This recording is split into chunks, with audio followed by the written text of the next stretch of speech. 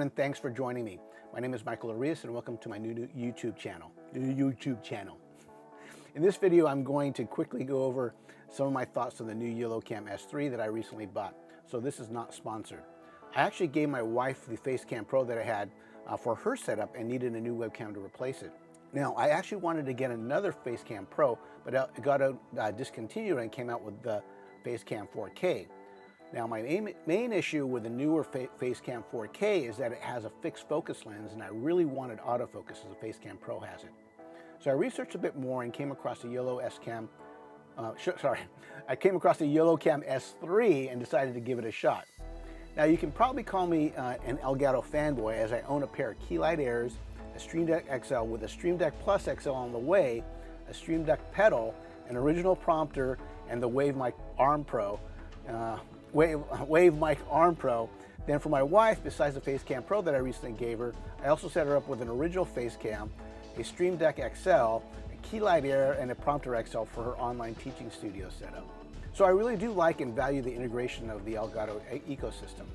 But I also believe that Elgato missed the mark by not coming out with autofocus on the FaceCam 4K like the previous FaceCam Pro had. Okay, so when I first got the S3, I was actually a bit disappointed with the out-of-the-box image quality. The auto exposure results, in my opinion, looked overexposed and blown out in some areas.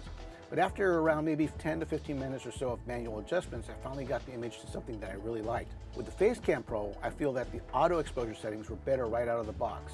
I then ended up switching to manual camera adjustments after I had the FaceCam Pro for a while. For this comparison, I tried to manually adjust the image quality and perspective so both the FaceCam Pro and S3 closely match each other. As you can see here, a shot of my janky dual webcam setup for an overhead comparison of the two. So I'm going to go ahead and take a look at this. Let's see if we can bring it up. Now, as you can see here, the webcams are very close in image quality after some manual adjustments to both. Again, as I mentioned, I try to get them as closely as possible given the limitations I have for my janky webcam setup. Anyways, areas that I prefer for the FaceCam are that out-of-the-box exposure settings are better, in my opinion. It has smoother 4K 60 video over the S3's 4K 30, and then of course there's the extensive Elgato ecosystem and community.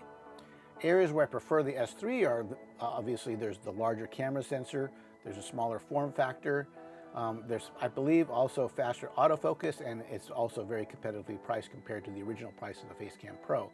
The FaceCam 4K and the S3 are basically priced the same. Again, if the FaceCam 4K had autofocus, I probably would have just gotten that and been done with it.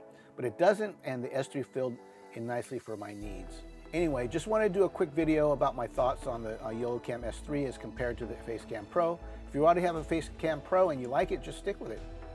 But if you're in the market for a new premium webcam, the YoloCam S3 is a very nice and competitively priced option. This video was helpful for you. If you're interested, I also have a related ASMR unboxing video for the YoloCam S3 as well. Please feel free to like, comment, and subscribe to my channel, and thanks for watching.